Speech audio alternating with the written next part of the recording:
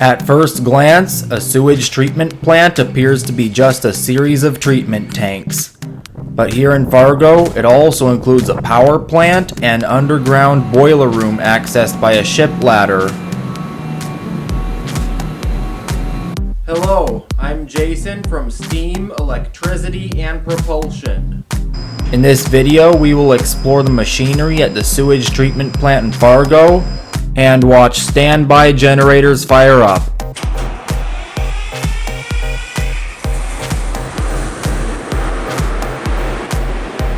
We will return to the generator shortly, but first let's take a look at the machinery that uses the electrical power.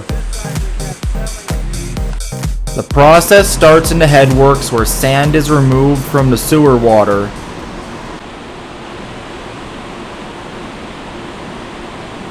The heavy sand particles settle to the bottom of this tank and is pumped into a strainer.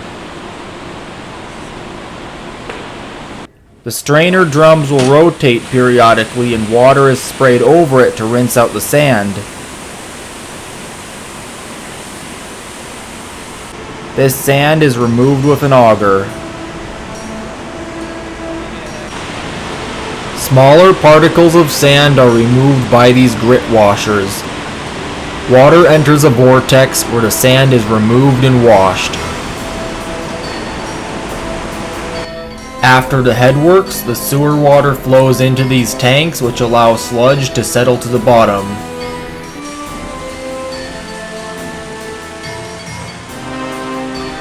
The clarified water slowly flows over these weirs and into the gutters around the tank.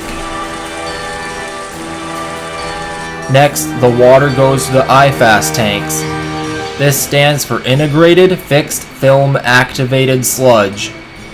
Here, air bubbles supply oxygen to the microorganisms and keep the contents of the tank mixed.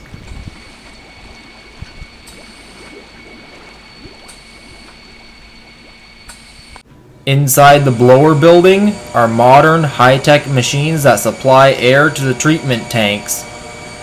Inside an offline machine are two motor-driven centrifugal blowers which don't look too impressive. The magic is hidden in a specialized variable frequency drive system which allows these small motors to run at over 20,000 RPM. Since the motors drive the compressors at such high speed, air is compressed to around 10 psi at a rate of about 12,000 cubic feet per minute on the intake.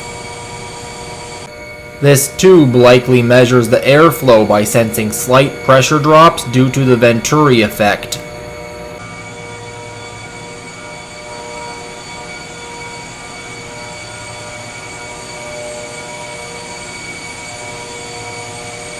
These blower machines can consume over 400 kilowatts of power. Also located here are smaller rotary lobe air compressors which supply high pressure air for pneumatically operated valves and control equipment. In this room off to the side, we see the circuit breaker panels which distribute the massive amount of electricity to the machinery. In the treatment tanks, we see these plastic chips covered with a film of bacteria that helps break down contaminants in the water. As sludge is collected in the treatment tanks, these screw cavity pumps send it to the thickening building.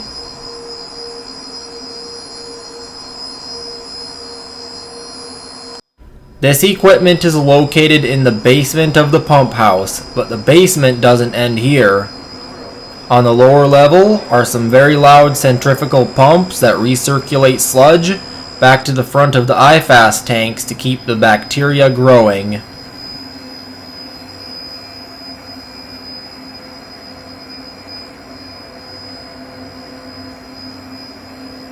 These pumps remove sludge from this massive tank, which is the final clarifier. Water comes here after the open IFAS tanks, and you can see the scum which is skimmed off the top.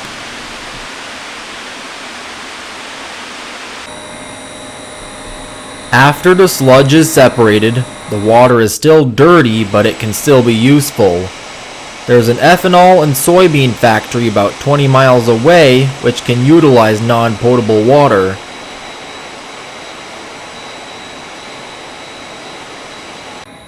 Before the water is pumped to these facilities, it passes through a reverse osmosis system to remove additional contaminants.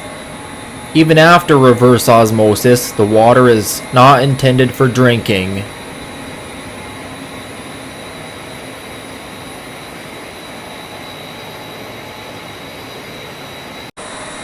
These massive pumps send the treated water through a long pipeline to the industries in Castleton.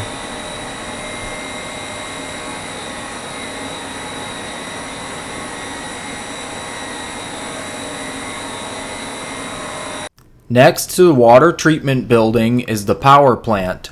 Let's see what's inside. In between the two engine rooms, there's this control panel with transfer switches.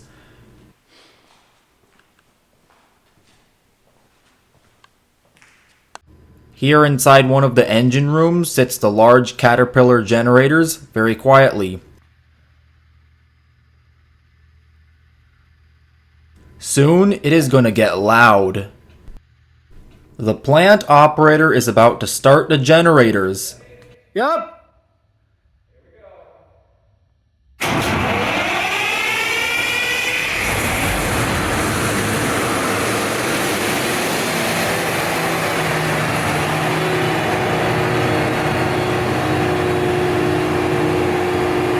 These machines are powered by Caterpillar G3512 gas engines, each capable of producing up to 1 megawatt of electricity.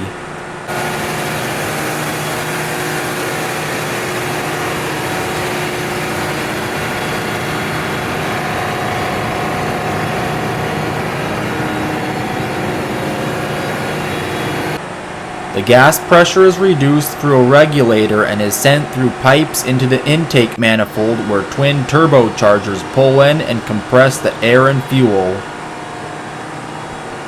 The pressurized fuel and air gains heat from compression, so it passes through this water-cooled charge air cooler. The air and gas then go to the throttle valve and into the cylinders. The gas engines drive 4-pole alternators at 1,800 RPM to produce 60 cycles AC.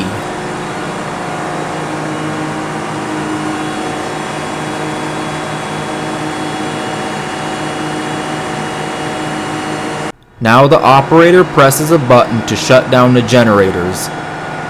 Note that the lights are red. There. You heard the transfer switch, and now the lights are green.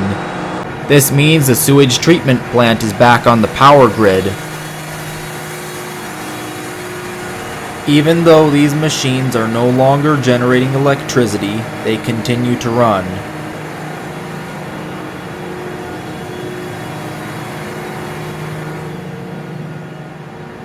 The control panel indicates the engines are on their cool-down cycle. This keeps the engine-driven coolant pumps and radiator fans spinning to remove excess heat. Now watch and listen as the large generators wind down.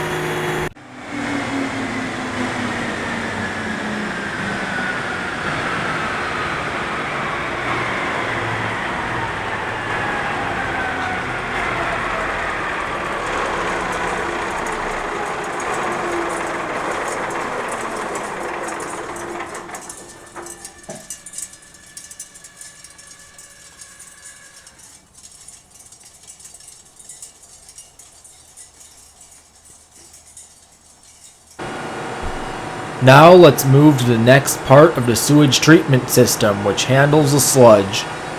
Here we see a flare burning off gas from the digesters.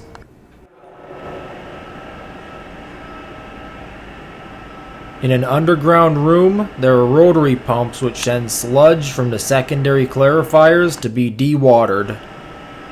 Now we head into this tunnel which leads to machinery for processing sewage sludge into soil-like biosolids.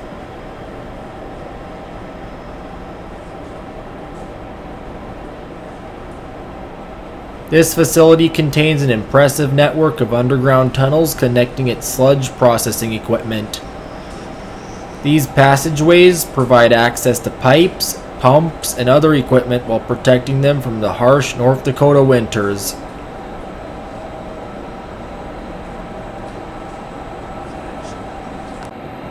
At the end of the tunnel, we see progressive cavity pumps which use a screw-like rotor to pump biosolids onto the dewatering presses which are directly above.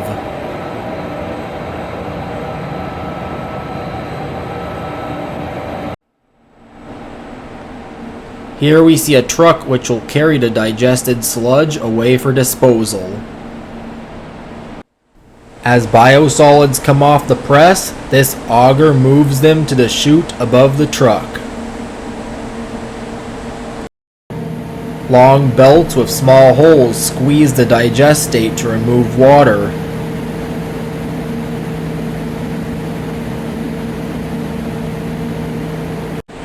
As digested sludge pours out this chute, these baffles cause it to pile up so water can drain before it's squeezed and pressed.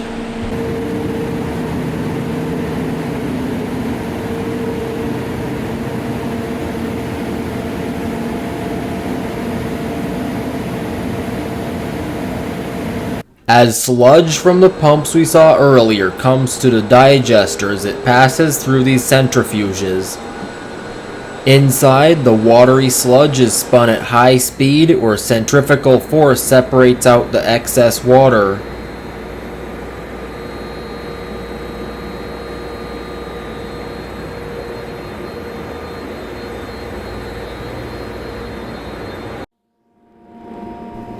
Here we are outside, and under us are digesters which are buried underground. Inside, bacteria break the sludge down into a soil-like substance and produce biogas. I entered this door on the ground and climbed down the ship ladder which leads into this underground boiler room. Inside is a Cleaver Brooks O-type boiler and two older Kewanee boilers.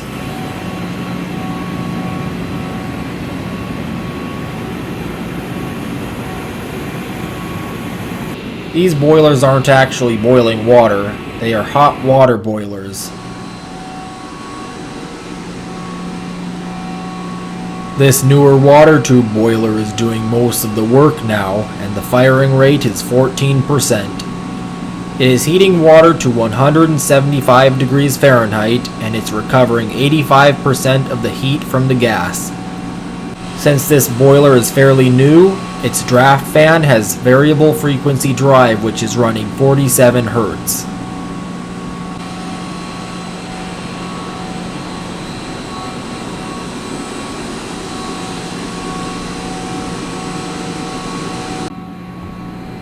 One of the older Kewanee units is running on low fire, so it is ready to go for backup purposes. Inside, we see the fire, but why do they burn natural gas rather than the biogas from the digesters? The reason is that biogas is impure, which can foul and damage boiler equipment.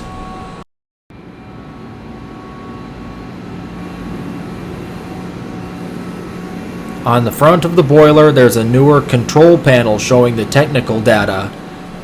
The stack temp is about 230 degrees, which is low compared to most other boilers. This boiler uses a mechanical linkage to connect the gas valve to these rotating inlet dampers on the blower.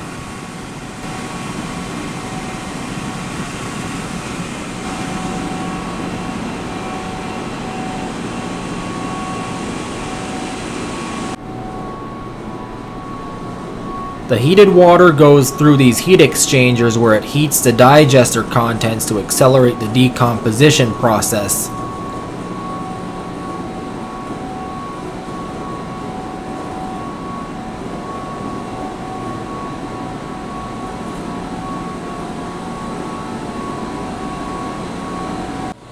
Beneath the heat exchangers are these pumps that circulate the sludge from the digesters through the heat exchangers.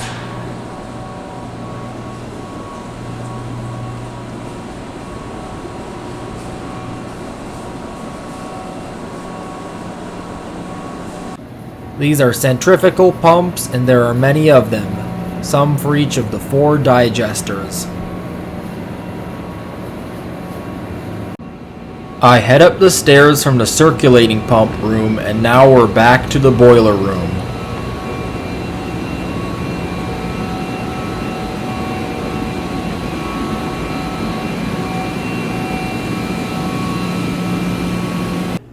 Now we leave the boiler room through another long tunnel.